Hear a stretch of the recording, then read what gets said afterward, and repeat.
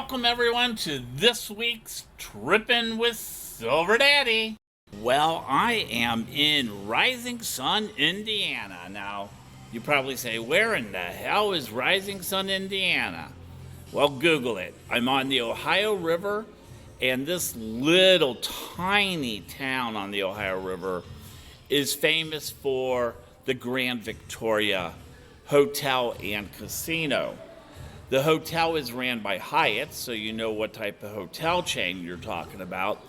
And the casino itself is now owned by Caesars Entertainment.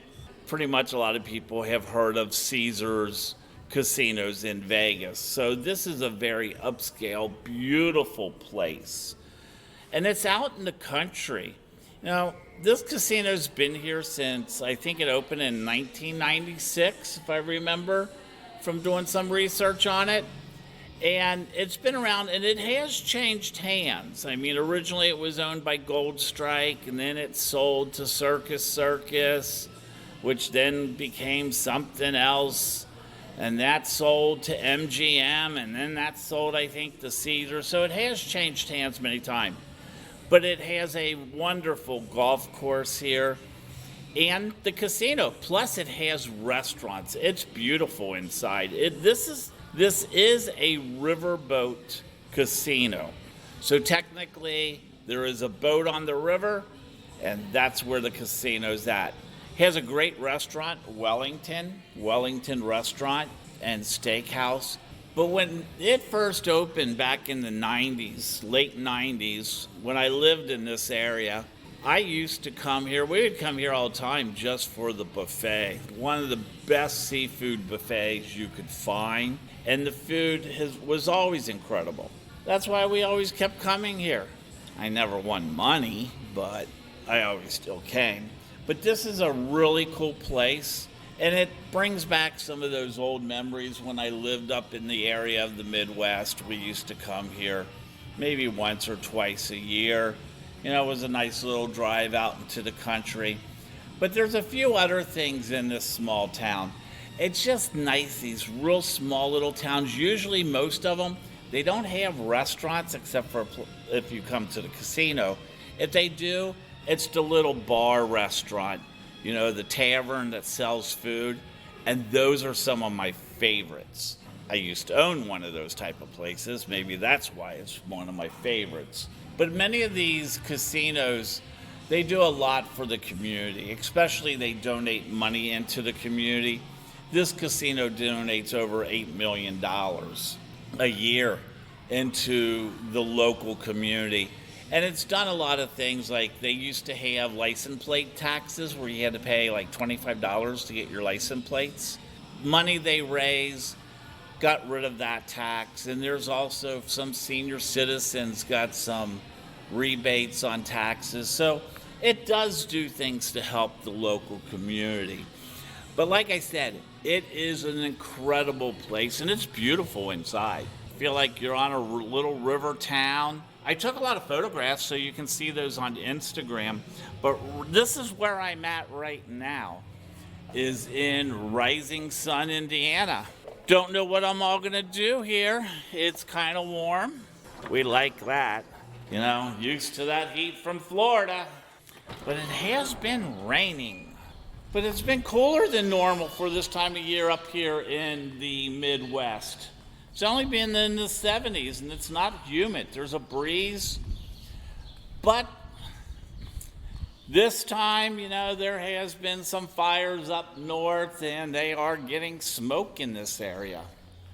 So I just walked outside, going to get in my car.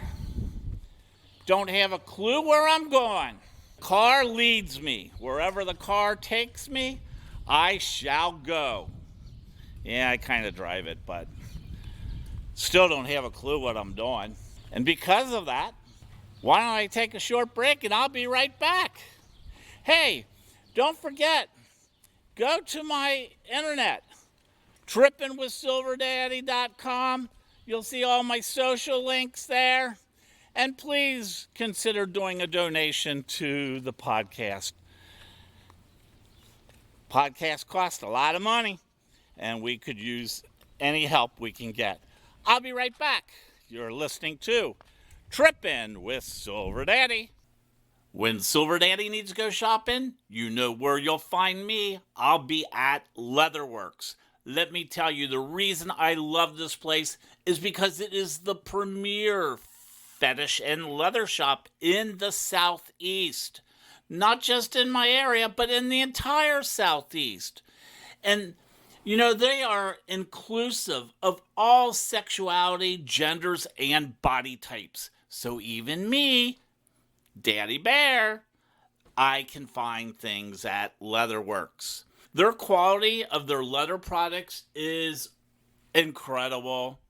They make a lot of the stuff in shop, but they only use the finest and the highest quality of leather. You can join the Lifestyle Club program.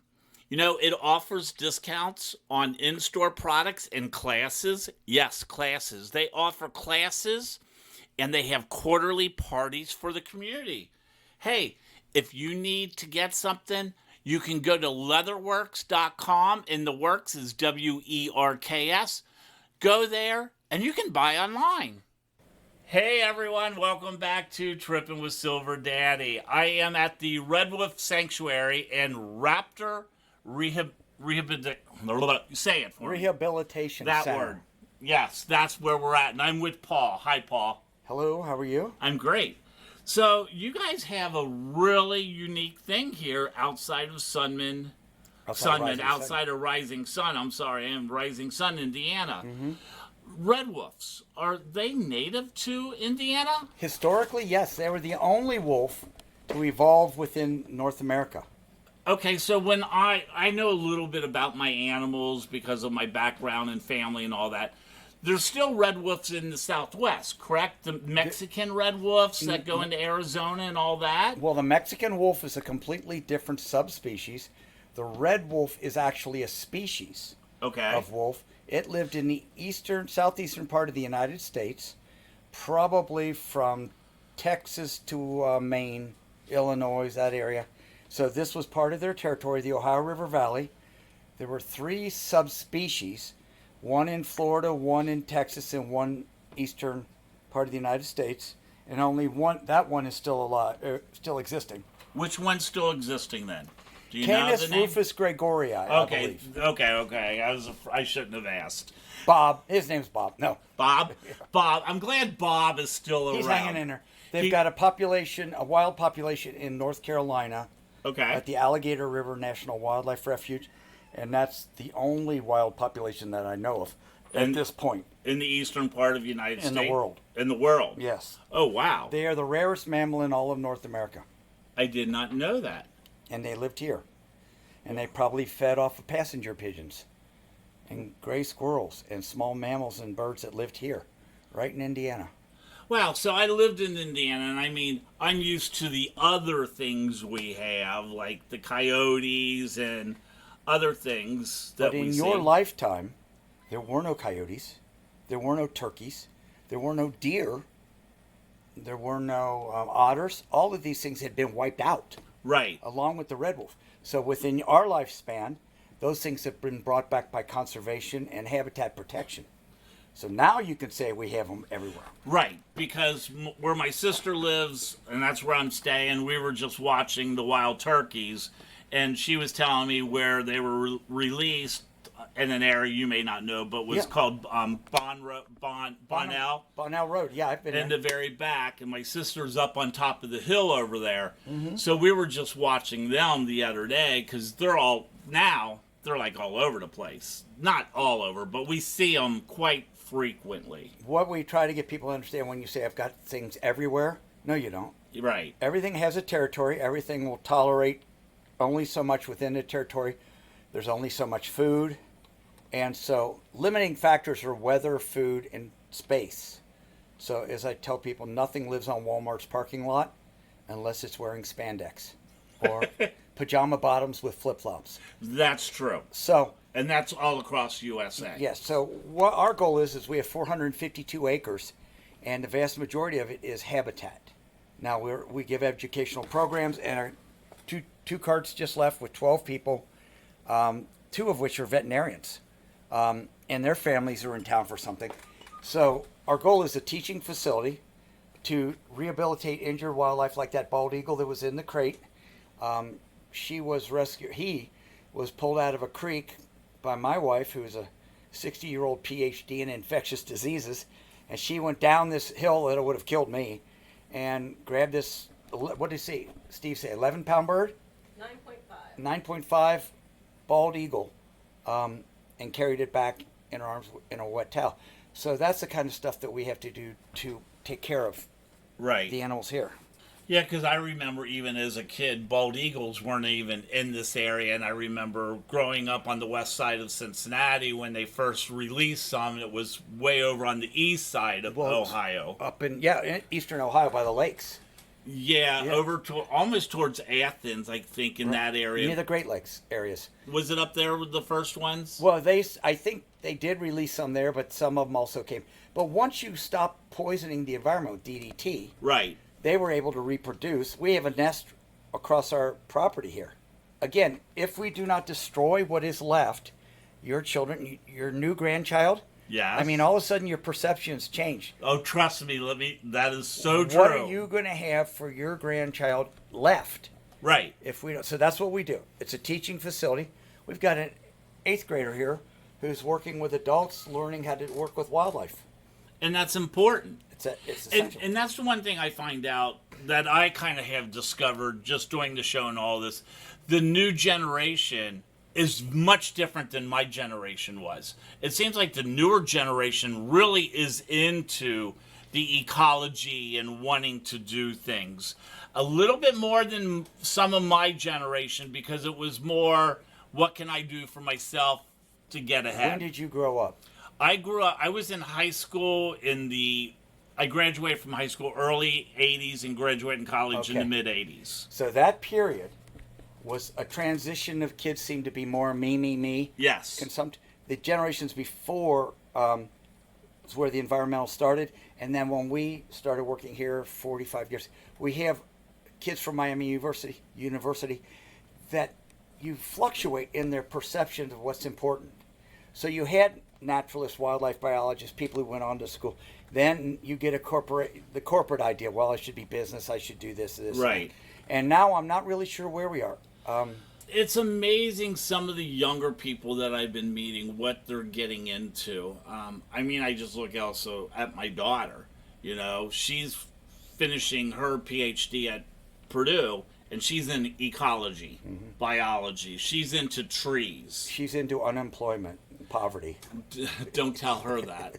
But she's like, this is what she's always been about is, you know, she was always involved in the 4-H stuff and but the did animals. You encourage it? Did I? Yes. Yes. And so did my grandma. So did my mom. That's where the difference is. Now you have people whose parents are only concerned about themselves or their money or whatever. And smart people raise kids in total isolation of what they should be exposed to because parents are out busy making money or what I mean. So as a teacher, I see that all the time.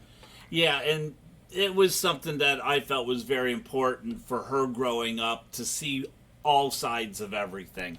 I just always felt that having a cultural child was important. So everything from taking her to theater, to musicals, to see the arts, to working in food kitchens, and then working out and being involved, and then with her family, you know, her mom's side very big in FHA and all that kind of stuff and raising livestock. So she was involved in a lot of things. And hopefully her child will be the same. Will be exposed to the same passion. And I think he will, trust me, because my daughter is very passionate about a lot of these issues. But let's talk a little bit about the red wolves here. So it's a sanctuary. Are we talking about potentially, are they being looked at being re-released into the areas, or now, what's going on with that? I started this project in 1976. I had 3 populations of animals that came out of the wild that were red wolves. But as time went on and the federal government got involved and then the AZA got involved, the logistics of that. Oh, after my animals died, I'm just a guy who's building a wildlife sanctuary. I don't get paid to do this. Right. So we have no money, and so we don't have the power that it would take to get the most endangered species now. But we had them before they got, super overlist or before they were listed on that highly endangered. So what my goal is to provide a facility that not only it has all the different canines. So we have probably 30 foxes come out of people's houses. A lot of these were pets. We've had bears, we've had mountain lions, we've had bobcats, eagles, hawks, owls. All of these animals that are either injured or a lot of the mammals came out of people's homes. Black bear that we have came out of an apartment. Wow, out of an apartment? Yes. Okay, so hold that thought. Hey, everyone, we're going to take a real quick break to hear from our sponsors, and when we come back, we're going to talk a little bit more about this, because I definitely want to hear how about this black bear in an apartment.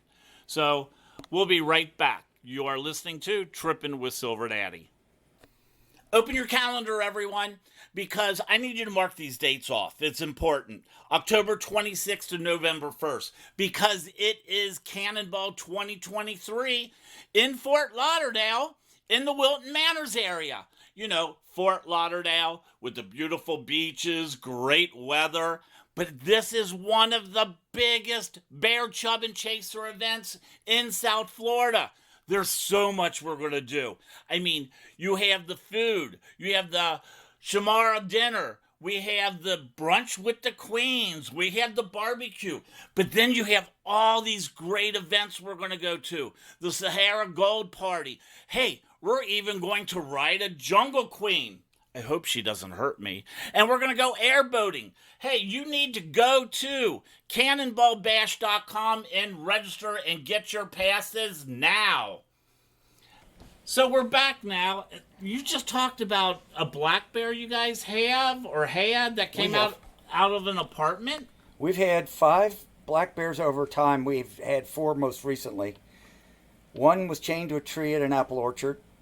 One was in a cage in somebody's backyard. This one came out of an apartment, and the one was chained to a tree at a dope dealer's house. So yeah. Wow. So you take in a lot of different types of animals. North American. Right. I want the people to know that what is in this country, rather than worrying about exotics. We're not a zoo. Right. It's a teaching facility, and hopefully artists and photographers, people like that, can take advantage of the natural settings. But yes. So let's talk a little bit more about the red wolves. How many red wolves do you actually have here? Any now? Ours have all died. They've all passed on. Yes. What type of canine are you currently working with? Okay, we have 30 red foxes of various color phases. There are 49 different coat variations of red foxes bred for fur coats. These were bought by people because they're incredibly cute. They want them as a pet. And then if you caught a whiff of what it was like walking in here, it smells like skunks. Right. So it's like having a teenage boy walking in his room. Then we also have coyotes that all came out of the Carolinas and places like that. We also have coy dogs. Coy dogs. Part dog, part coyote. So as the population, and what I tell the basic story, historically here this was a chestnut forest.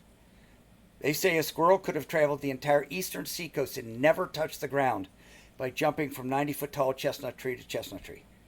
In here lived elk, bison, caribou, black bear, probably some bobcats. The white-tailed deer were down in the river bottoms, so there were not a lot of mountain lions per se. And the most abundant animal ever known to exist lived right here, the passenger pigeon. So I believe the red wolf evolved coming from South America into a medium-sized canine whose primary food probably would have been passenger pigeons, small mammals. Okay. So they evolved to do that right here. Right. Then man comes in, cuts down the forest, kills off the passenger pigeon, kills off everything, kills off the red wolves, and opened an expressway from one end to the other. What's an expressway? It's a concrete pad between 2 prairie systems. Prairie wolves or coyotes followed the highway, came into these areas, but they're usually teenage males that run away from home first. They can't find another coyote because there aren't any, so they breed dogs. Those offspring are called coy dogs. Okay. Part dog, part coyote. Now, the difference between a dog and a wolf is that a dog never grows up past a 6th grader. You don't want that Irish wolfhound out there to cop an attitude like a 14-year-old. No. Wolves have to start off as puppies. They get away with everything. Then they have juveniles. They have rules to follow. They step out of line. They get the fanny chewed. Then they become an obnoxious irritant called a teenager, where they push. And if they get away with it, they do more. Or if mama kicks their butt, they run away from home. Right. Those are the ones that disperse into new territory. Those are the ones that are finding dogs that are loose, and they can breed, and the offspring are fertile. So those coy dogs can breed a dog, coyote, coy dog, a wolf hybrid, all of those things. So, and I point out to people, in 100 years, you're probably not going to know what a race is because of the migrations of different populations. So it's all getting blended. Right. Same thing with cattle, dogs, bluegill. Yeah, like our bluegills in the ponds and all that. Yes. Well, in the stream, because they're genetically close, we've manipulated the ecosystem so that you've brought in green sunfish, and so they hybridize. So, thank you, sir. Yeah, and that's like even now, like when we had our pond on the farm, we would get we got a zapper, everyone. When we need to die. When the pond, like we would buy certain type of hybrids of bass and that. I think they were not the stripe, but there was a white bass that was a hybrid, but they would grow fast, get big for eating, but they didn't really reproduce well. That's the difference between this situation is where you had one end. Hybridization led to a sterile offspring, but this is just the opposite. This is the opposite. Now it's a hybrid that can breed with any of the things, and the genes will all be accepted, and they can... Well, they will select for traits, right? Right. Whatever is best for you to catch an elk will survive. Dumb don't live. Right. And I say, people, I don't know if I can say this. You can say it, trust me, they're a podcast. We say everything. We are the only species that allows inferior offspring to survive. They grow up, they reproduce, they run for office. Right? Trust me, I'm in Florida. Trust me. Yeah. Let me tell you, I live in Florida. I actually went to school at Miami, Florida. Oh, really? I was going to be a marine biologist. Oh, yeah. That's a beautiful campus. And what they do now in medicine is unreal down there. So, but that's getting off the point. Yeah. So, okay. So, let's talk a little bit about something you mentioned, and I understand this.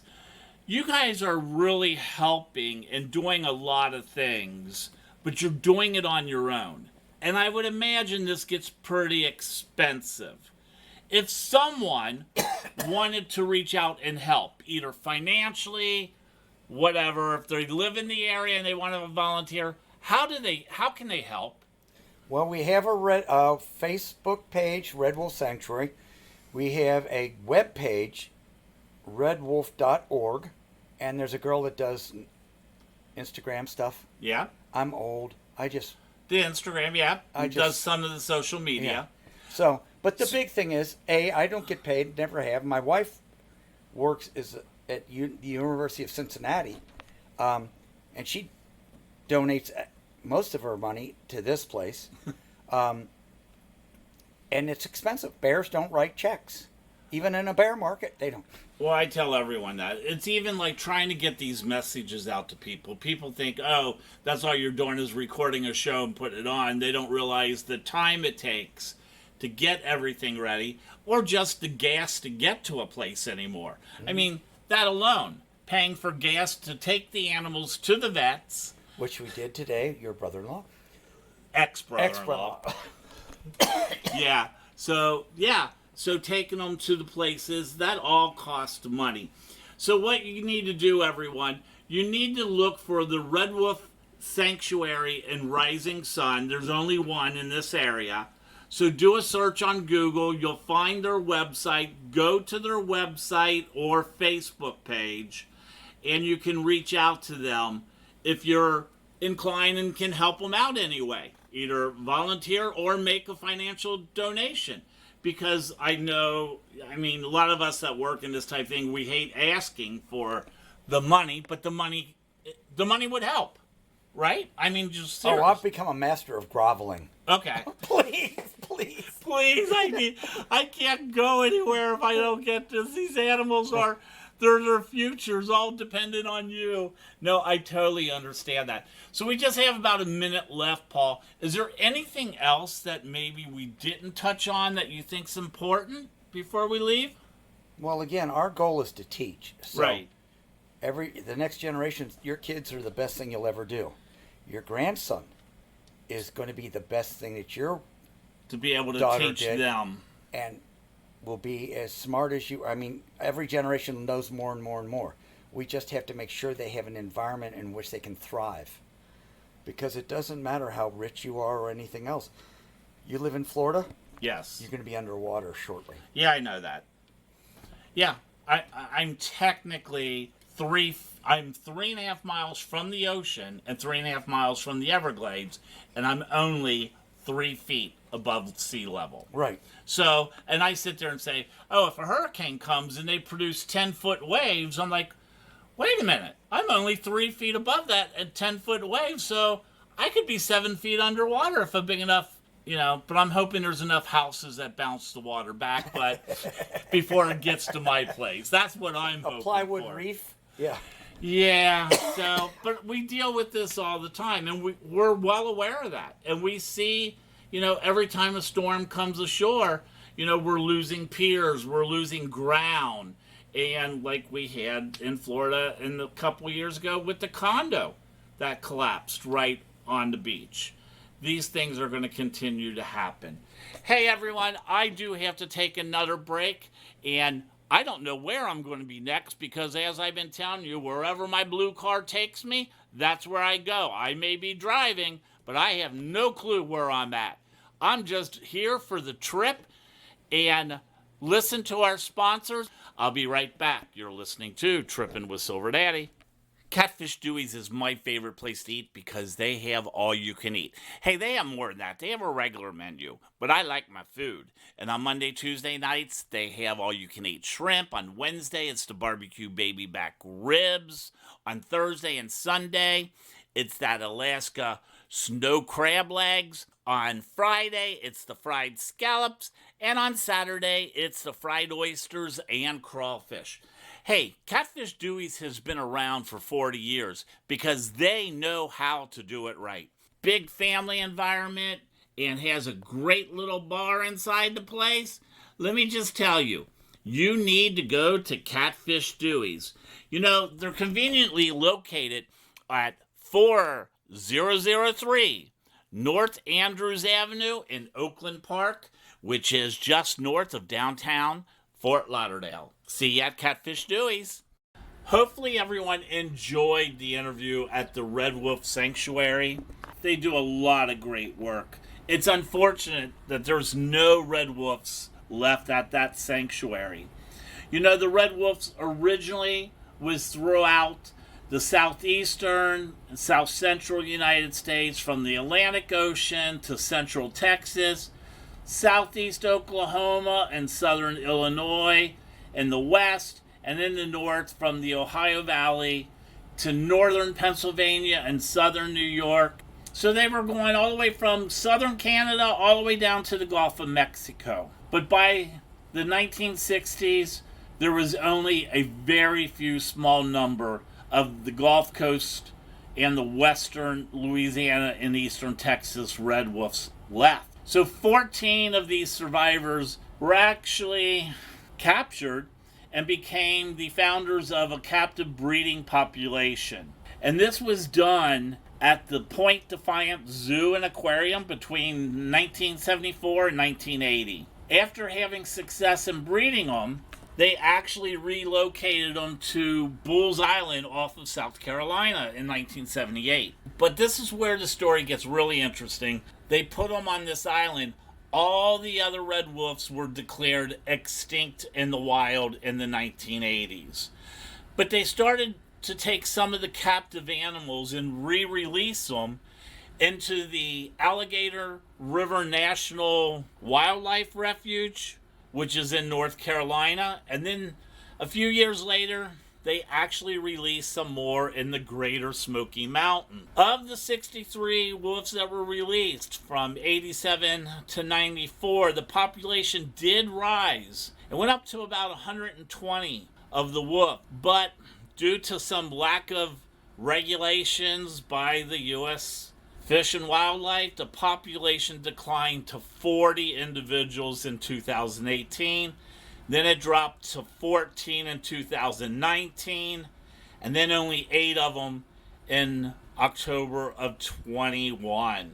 There was no wild litters born in 2019 or in 2020. So there was a lot of pressure to capture the wolves and to keep them and reintroduce them again. But they have to first make sure they get enough of the wolves before they can do that. So it's very important for us to look at how we take care of nature and the things that were always here. They were here for a reason. They did keep things under control. Whenever you get rid of a whole population of an animal, it has a trickle-down effect to everything. The wolves really only ate wild pigs, some deer, raccoons, mice, muskrats, rabbits. So hopefully we'll be able to get some of these red wolves back into nature, and we will take care of them. It's very important to take care of our environment. I had a great time. I learned so much about these wolves, just about everything in all the work and handling that goes into taking care of protecting our environment. So I hope you enjoyed the show. Please make sure you go to my website, trippinwithsilverdaddy.com. Please look at everything on the website. You can see all my social media. And don't forget, if you can, please make a donation to help cover some of the cost of the show. Love, peace, and respect. You've been listening to Trippin' with Silver Daddy. Bye.